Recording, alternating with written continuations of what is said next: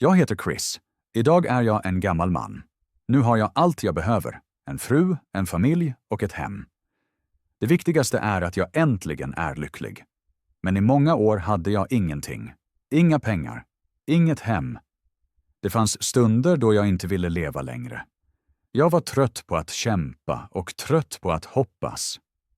Under de åren sökte jag bara efter en sak. Jag ville vara lycklig. Länge trodde jag att lycka är något man måste hitta, någonstans där ute. Men livet lärde mig något annat. Idag vet jag, lycka är inget man hittar. Lycka är något man kämpar för. Detta är min berättelse. Ofiltrerad och sann. Jag berättar den, för jag vet hur det känns att förlora allt och ändå fortsätta. Idag när jag ser tillbaka ser jag en pojke som tidigt lärde sig vara tyst och vänta. Jag växte upp i fattigdom. Pengar var alltid ett problem. Det fanns aldrig tillräckligt. Ofta hörde jag vuxna prata om räkningar, om hyra och om bekymmer. Jag förstod inte alla orden, men jag kände rädslan. Vårt hem kändes aldrig tryggt. Det var en plats där man måste vara försiktig. Min pappa var ofta borta. Och när han var hemma gav han ingen ro. Ibland var han högljudd. Ibland var han arg. Jag visste aldrig hur dagen skulle sluta. Som barn lärde jag mig att läsa stämningen i rummet. Jag hörde steg och röster. Jag märkte när jag borde försvinna. Jag lärde mig att inte ställa frågor. Jag lärde mig att inte förvänta mig något. Min mamma var ofta trött. Hon gjorde vad hon kunde, men hon var ensam. Jag såg hur svårt det var för henne. Jag ville hjälpa, men jag var bara ett barn. I skolan kände jag mig annorlunda. Andra barn hade rena kläder och skrattade mycket. Jag skämdes för mina skor och för min väska. Jag pratade lite. Jag ville inte synas. Jag var rädd att någon skulle se hur lite vi hade. Jag var rädd att någon skulle ställa frågor.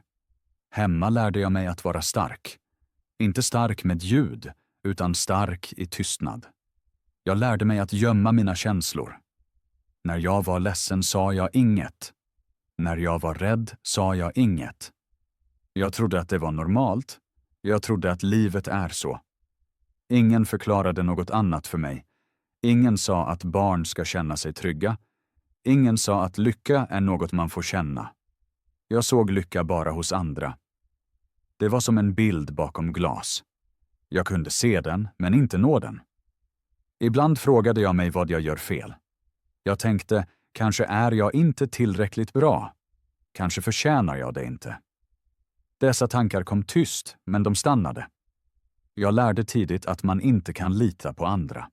Om du faller, reser du dig ensam. Om du gråter, hör ingen det. Om du behöver hjälp, finns ingen där. Dessa regler lärde jag utan ord. De bara fanns där. Varje år blev de starkare. Jag bar dem inom mig utan att märka det. Vissa nätter låg jag vaken och hörde ljud utifrån. Bilar, röster, steg. Jag kände mig liten. Jag kände mig ensam. Jag föreställde mig hur ett annat liv kunde vara. Ett liv med ro. Ett liv utan rädsla. Men dessa bilder kändes inte verkliga. De kändes långt borta. Lycka var ingen känsla för mig. Det var ett ord. Ett främmande ord. Något för andra människor. Något för senare. Jag sa ofta till mig själv att jag bara måste härda ut. Att jag måste vara stark. Att jag inte får klaga. Så blev jag äldre. Med denna tanke i huvudet. Jag måste vara stark ensam. Jag får inte misslyckas. För misslyckas betydde för mig att bli det barnet igen. Utan skydd.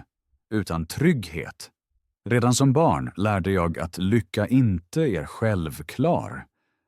Och den tanken följde mig länge, även när jag blev vuxen. När jag blev äldre ville jag bara en sak. Ett annat liv. Jag ville inte längre känna denna osäkerhet. Jag ville inte längre vara rädd varje dag. Jag sa till mig att livet blir bättre om jag arbetar hårt. Jag trodde starkt på det.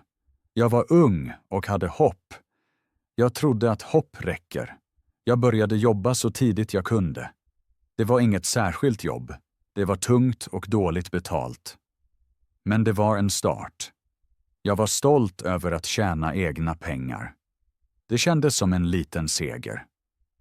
För första gången kunde jag bidra. För första gången kände jag mig inte helt hjälplös. Jag arbetade mycket. Jag ville visa att jag inte var lat. Jag ville visa att man kunde lita på mig. Arbetet gav mig struktur. Det gav mig känslan av att behövas. Under den tiden började jag drömma. Jag föreställde mig hur livet kunde vara. En liten lägenhet, ett fast jobb, ett lugnt liv. För mig betydde pengar trygghet. Trygghet betydde lycka. Så enkelt tänkte jag. Jag träffade en kvinna. Hon var vänlig och stark. Hos henne kände jag ro. För första gången kändes en del av livet stabil. Vi pratade om framtiden, om ett liv tillsammans, om planer. Jag ville göra allt rätt. Jag ville vara en bra partner. Jag ville vara någon man kan lita på. Med relationen kom nytt ansvar. Jag kände det varje dag. Jag ville inte misslyckas. Jag ville inte bli som min pappa. Jag sa till mig att jag ska göra det bättre. Att jag har allt under kontroll. Men livet slutade inte vara svårt. Pengar var fortfarande ett problem. Räkningarna kom. Bekymren kom. Jag jobbade ännu mer. Jag tog varje chans. Jag trodde att om jag bara gör nog blir allt bra. Ibland var jag trött. Ibland tvivlade jag. Men jag talade inte om det. Jag ville vara stark. Jag trodde att styrka är att inte visa rädsla. I mitt huvud fanns en klar plan. Först arbete. Sedan pengar. Sedan trygghet. Sedan lycka. Jag följde den planen varje dag. Men jag märkte inte hur mycket press jag gav mig själv. Jag märkte inte hur rädd jag var för att misslyckas. Den rädslan fanns alltid. Tyst men stark. Jag var rädd för att ha ingenting igen. Rädd för att bli den ensamma pojken igen. Jag ville ha ett annat liv till varje pris. Jag ville bevisa att jag kan klara det. Men livet hade sina egna regler. Det följde inte min plan. Det var starkare än mitt hopp. Och långsamt började jag förstå att god vilja inte alltid räcker. Till slut började allt rasa. Jobbet som jag trodde på fungerade inte längre. Det fanns mindre arbete och mindre pengar. Jag sa till mig att det bara var en svacka och att mer arbete skulle rädda oss. Men hur hårt jag än slet räckte det inte. Räkningar låg kvar. Skulderna växte långsamt men säkert. Varje gång jag gick till brevlådan var jag rädd. Jag öppnade inte breven direkt, för jag visste vad som stod. Krav, påminnelser, siffror som jag inte kunde betala. Med pengaproblemen kom spänningarna. Hemma blev det tyst, alldeles tyst. Samtalen blev korta, blickarna hårda. Förhållandet led. Vi bråkade om små saker. Men det handlade alltid om samma sak. Pengar, oro, rädsla. Jag ville laga allt men visste inte hur. Jag kände mig som en förlorare. Jag hade ju lovat att göra allt rätt. Jag hade lovat att ge stabilitet, men jag tappade kontrollen. En dag gick hon. Inte i ilska, utan i trötthet. Jag förstod henne, och ändå gjorde det ont. Jag blev kvar med mina tankar, mina skulder och min son. Han var liten. Han förstod inte vad som hänt. Han frågade inte mycket. Han bara tittade på mig. Den blicken träffade mig djupt. Jag visste att vad som än hände är jag ansvarig för honom. Samtidigt visste jag knappt hur jag själv skulle orka vidare. Sedan kom stunden jag fruktat mest. Jag kunde inte längre betala hyran. Dörren slog igen, utan ett ljud. Plötsligt stod jag ute på gatan med en väska och min son i handen. Jag minns den stunden mycket tydligt. Det var inget drama, ingen musik, inga stora ord. Bara en dörr som inte öppnades igen. Jag förstod att något hade förändrats för alltid. De första nätterna utan hem var tunga. Vi gick långt, för jag ville inte stanna. Att stå still kändes som att ge upp. Gatorna var högljudda, bilar körde förbi, människor passerade oss. Ingen tittade verkligen på oss. Jag kände mig osynlig. Samtidigt skämdes jag djupt. Jag ville inte att någon skulle känna igen mig eller fråga. Tröttheten kom snabbt. Den satte sig i kroppen och i tankarna. Varje steg kändes tungt. Jag var överväldigad. Jag visste inte var vi skulle sova eller hur det skulle gå vidare. Jag var mycket rädd, inte bara för mig utan mest för min son. Jag upprepade för mig att jag måste vara stark och felfri, men jag kände mig liten, mycket liten. Det fanns stunder då jag bara satt på en bänk eller på marken och gjorde ingenting. Jag stirrade på mina händer, de händer som ville nå så mycket. Nu höll de bara fast vid min son och vid hoppet att detta inte är för alltid. Jag visste inte hur djupt jag ännu skulle falla, men jag kände att detta bara var början. Nu blev det allvar. Efter fallet kom den djupaste punkten. Livet utan hem hade varken början eller slut längre. Dagarna flöt ihop. Jag visste ofta inte vilken dag det var.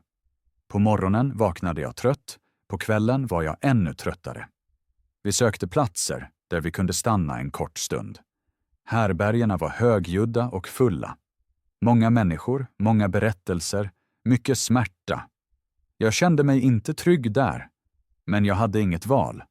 Ibland fick vi en plats, ibland inte. Då gick vi vidare.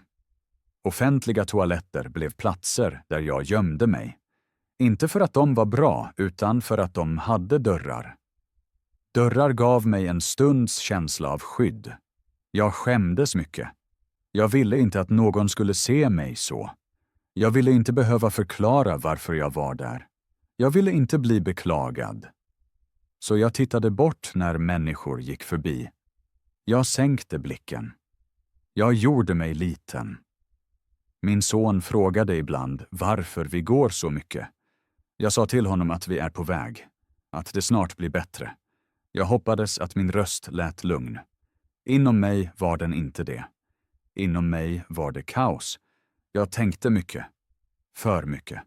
Tankar kom på natten när det blev tyst. Tankar om fel. Tankar om beslut. Tankar om jag hade misslyckats. Jag frågade mig om jag är stark nog. Jag frågade mig om jag skadar min son. Ibland tänkte jag att det kanske vore lättare att inte finnas längre. Inte av ilska, inte av drama, utan av trötthet. Djup trötthet. Jag kände mig tom, som om jag gett allt och inte fått något tillbaka. Dessa tankar skrämde mig. Jag ville inte ha dem, men de kom ändå. Jag sa gång på gång till mig själv att jag måste stanna. Att jag måste hålla ut. Men ibland visste jag inte längre varför. Jag sökte efter lycka, men jag visste inte längre hur den ser ut. Förr trodde jag att lycka är pengar. Sedan trodde jag att lycka är trygghet. Nu visste jag inte längre. Allt kändes lika tungt. Dagarna började med oro och slutade med oro. Jag försökte verka stark inför min son. Jag log även om jag inte kände för det. Jag berättade små historier för att avleda honom. Hans leende var ofta det enda som gav mig kraft. Men även den kraften kändes ibland svag. Det fanns stunder när jag bara satt och andades. Inget mer. Jag räknade steg. Jag räknade minuter. Jag sa till mig, en dag till. Bara denna dag. Jag lärde mig hur lång en dag kan vara. Jag lärde mig också hur tyst smärta kan vara. Ingen såg den utifrån. Jag fungerade. Jag gick vidare. Men inuti var det mörkt.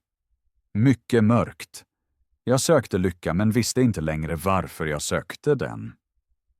Och ändå fortsatte jag. Inte av hopp, utan för att ge upp kändes ännu tommare. Chansen kom utan buller. Den kom inte med applåder eller stora löften. Den kom tyst, nästan av en slump, en helt vanlig dag. Någon pratade med mig. Ett kort samtal. några frågor, sedan ett erbjudande, en praktikplats, inga pengar, ingen trygghet, bara arbete. Många skulle ha sagt nej. Många hade inte råd. Inte jag heller. Men jag visste att det kanske var min enda chans. Det fanns många sökande. Unga människor med rena kostymer, examen och fasta hem. Jag hade inget av det. Jag hade bara mig själv. Och min vilja. Jag sa ja. Inte för att det var lätt, utan för att jag såg inget val. Varje morgon steg jag upp tidigt. Jag lämnade min son och gick till jobbet. Jag låtsades att allt var normalt. Ingen fick veta att jag saknade hem. Jag ville inte bli behandlad annorlunda. Jag ville inte bli beklagad. Så jag teg. Jag log. Jag arbetade. Praktiken var hård. Mycket hård. Det fanns klara regler. Bara de bästa fick stanna. Bara en skulle få jobbet. Jag visste det. Jag kände trycket varje dag. Jag arbetade snabbare. Jag lärde mig noggrannare. Jag ställde frågor och lyssnade noga. När andra gick hem stannade jag. Inte för att jag måste, utan för att jag ville. På nätterna studerade jag. Jag satt trött och läste siffror, namn, regler. Mina ögon brände. Mitt huvud var tungt. Ofta somnade jag nästan. Men jag fortsatte. Jag tänkte på min son. Jag tänkte på hans ansikte. Jag tänkte på hur han såg på mig. Det gav mig kraft. Inte mycket, men tillräckligt. Det fanns dagar när jag var rädd. Rädd att bli upptäckt. Rädd att misslyckas. Rädd att allt var förgäves. Jag frågade mig ofta om jag är bra nog. Om jag hör hemma här. Men jag mindes allt som låg bakom mig. Gatan. Nätterna. Mörkret. Jag sa till mig att jag överlevt värre dagar. Alltså kan jag klara denna dag också. Jag dolde sanningen väl. Ingen visste var jag sov. Ingen visste hur trött jag var. Jag fungerade. Jag måste fungera. Det fanns ingen tid för fel. Varje dag räknades. Varje samtal räknades. Varje blick från chefen räknades. Ibland kände jag mig som en skådespelare. Jag spelade en man med kontroll. Inne hade jag nästan ingen. Men sakta ändrades något. Små saker. Ett beröm. En nick. Ett kort leende. Inte mycket. Men nog för att känna hopp. Försiktigt hopp. Jag lät mig inte känna för mycket. För ofta hade jag blivit besviken. Men djupt inne började något växa. En tanke. Kanske räcker det. Kanske klarar jag det. Jag arbetade vidare. Dag efter dag. Utan paus. Utan garanti. Jag visste att denna chans var liten. Mycket liten. Men jag var redo. Redo att kämpa. Redo att stanna. Redo att ge allt. Inte för pengar. Inte för framgång. Utan för ett annat liv. För min son. För mig. Chansen var liten. Men jag var redo. Jobbet kom tyst in i mitt liv. Det fanns inget stort ögonblick, ingen jubel, ingen stolthet. Det var bara ett samtal, ett handslag och ett ja. När jag fick beskedet kände jag inget som kallas framgång. Jag drog bara ett djupt andetag. För första gången på länge kände jag ro. Inte lycka, inte glädje, bara ro. Jag hade arbete. Riktigt arbete. Inget tomt hopp längre. Inget väntande i tomhet. Det var bara en början, men den var min. Nästa morgon steg jag upp och visste vart jag skulle. Den tanken förändrade allt. Mitt liv blev inte genast bättre. Jag tjänade lite pengar. Mycket lite. Jag måste räkna varje krona. Jag räknade mina pengar. Jag planerade varje köp. Men det fanns struktur. Jag hade en daglig rytm. Jag visste när jag går upp, när jag går, när jag kommer hem. Det gav mig stöd. Jag hade igen en fast plats att gå till. Först var det bara ett rum, ett litet rum. Inget fint rum. Men det hade en dörr. En dörr som jag kunde stänga. Det var nytt för mig. Jag behövde inte längre gömma mig. Jag behövde inte längre vandra när det blev mörkt. Jag kunde stanna. Med tiden lärde jag mig att sakta ner. Förr sprang jag alltid. från rädslan, från det förflutna, från misslyckandet. Nu lärde jag mig att stå still. Jag lärde mig att uthärda. Inte varje dag var bra. Det fanns dagar då jag var trött och gamla tankar kom tillbaka. Men jag hade något jag inte hade förr. Fast mark under fötterna. Stabiliteten kom inte plötsligt. Den kom tyst, steg för steg, vecka för vecka. Senare flyttade jag till en liten lägenhet. Den var inte perfekt heller. Men den var mitt hem. Min son hade en säng, ett bord, en plats för sina saker. Jag såg hur han blev lugnare, hur han sov bättre, hur han skrattade. Det skrattet betydde mer för mig än alla pengar. Jag började förstå att mitt liv hade ändrats utan att jag märkt det högt. Jag hade ingen stor framgång. Ingen applåderade. Ingen gratulerade mig. Men jag hade stöd. Jag hade något att hålla fast vid. Arbete, ordning, en plats. Jag lärde mig att lycka inte alltid är högljudd. Ibland är lycka bara att vakna och veta var man hör hemma. Jag lärde mig att stabilitet tar tid. Tålamod. Ansvar. Jag kunde inte kontrollera allt, men jag kunde stanna. Och detta stannande blev min största styrka. Jag hade ingen framgång. Jag hade stöd. Jag träffade henne när mitt liv blev lugnare. Inte bra, inte lätt, bara lugnare. Det var inget speciellt möte. Ingen filmscen. Ingen känsla av direkt lycka. Det var ett vanligt möte en vanlig dag. Vi pratade lite. Om enkla saker. Om arbete. Om vardagen. Jag märkte att jag inte behövde låtsas. Det var nytt för mig. Jag var försiktig. Väldigt försiktig. Jag hade lärt att närhet kan vara farlig. Närhet betyder förlust. Närhet betyder rädsla. Ändå stannade jag. Hon stannade också. Vår start var inte perfekt. Jag var ofta tyst. Hon märkte det. Hon frågade inte mycket. Hon lyssnade. Det lyssnandet var ovant för mig. Jag var inte van att någon stannar utan krav. Sakta började jag lita på henne. Inte på en gång. Steg för steg. Jag berättade om mitt jobb. Om min son.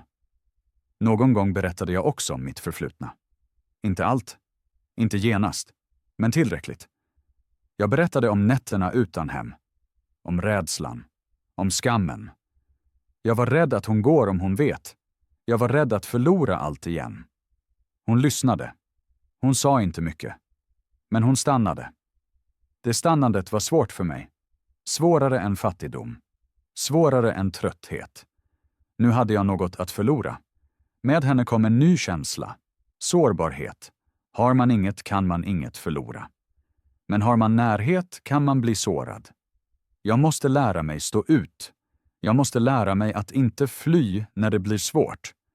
Vårt liv blev ingen saga. Det kom ingen stor vändning. Det kom vardag. Samtal på kvällen. Tystnad på morgonen. Gemensamma beslut. Små konflikter. Små lösningar. Ibland satt vi bara där. Utan ord. Förr hade jag inte klarat det. Förr behövde jag rörelse, ljud, flykt. Nu lärde jag mig vara stilla. Hos henne. Med henne. Min son var del av detta liv. Hon tog sig tid för honom. Inte mycket, inte högt. Bara finnas. Det betydde mycket för mig. Jag såg hur han litade på henne. Hur han öppnade sig. Det gjorde mig rädd. För jag visste hur ont förlust kan göra. Jag ville skydda honom. Jag ville skydda oss. Men jag lärde att man inte kan kontrollera allt. Familj skapas inte genom planering. Den skapas genom att stanna. Genom att lyssna. Genom tystnad. Genom dagar när inget speciellt händer.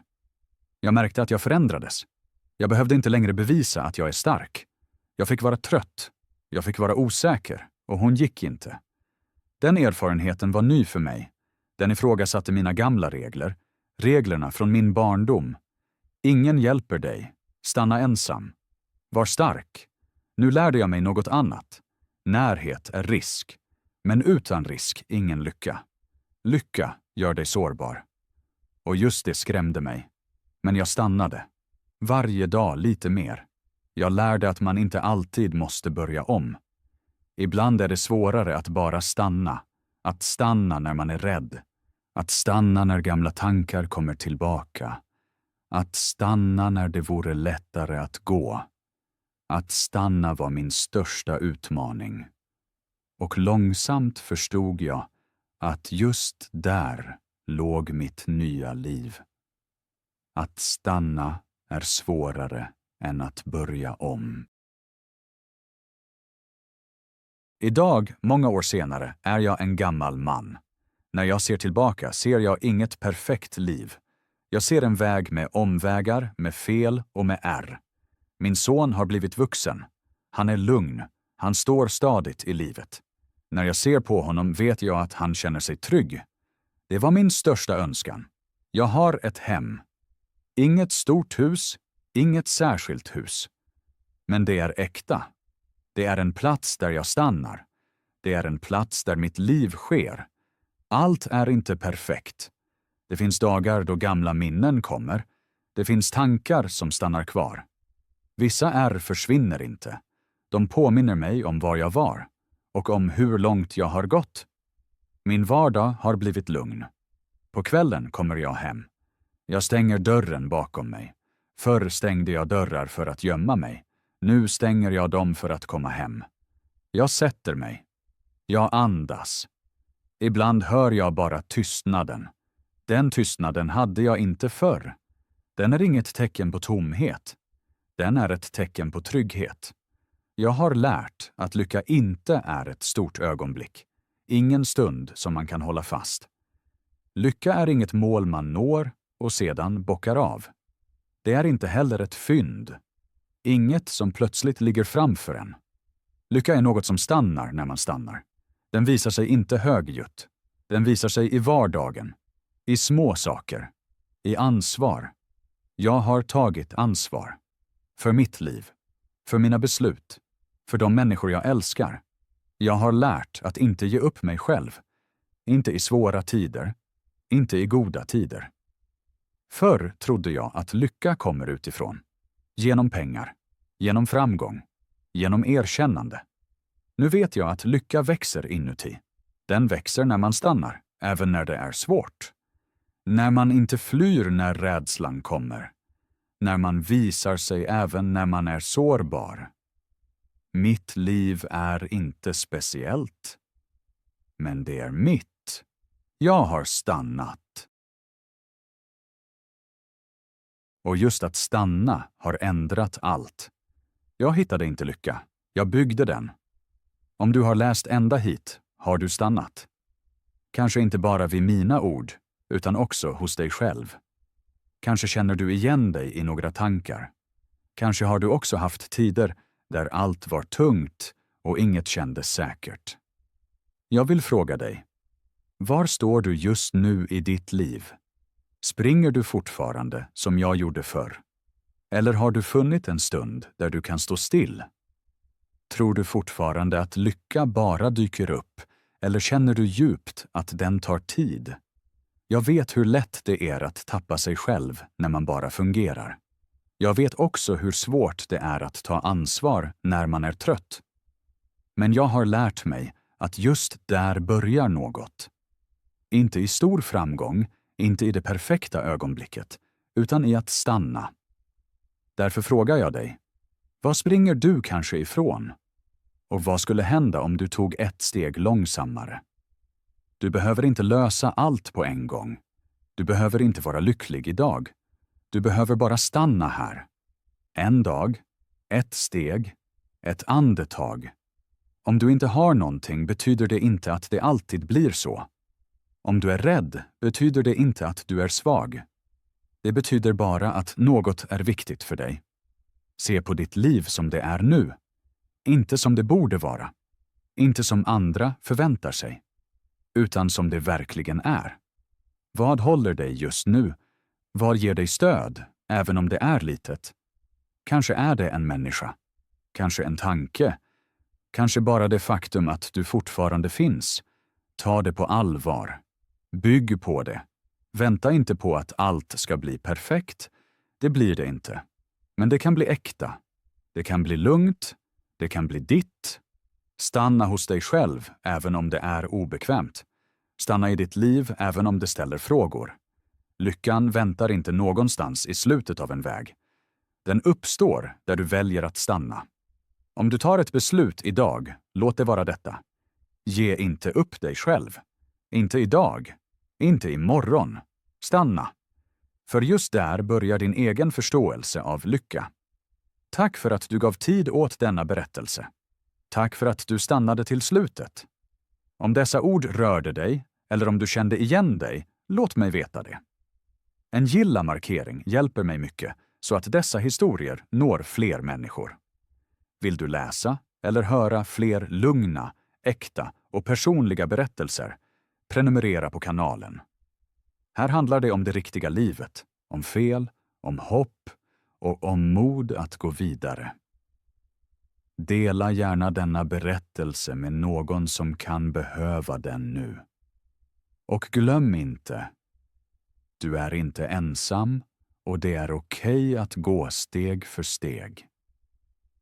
Tack för att du är här.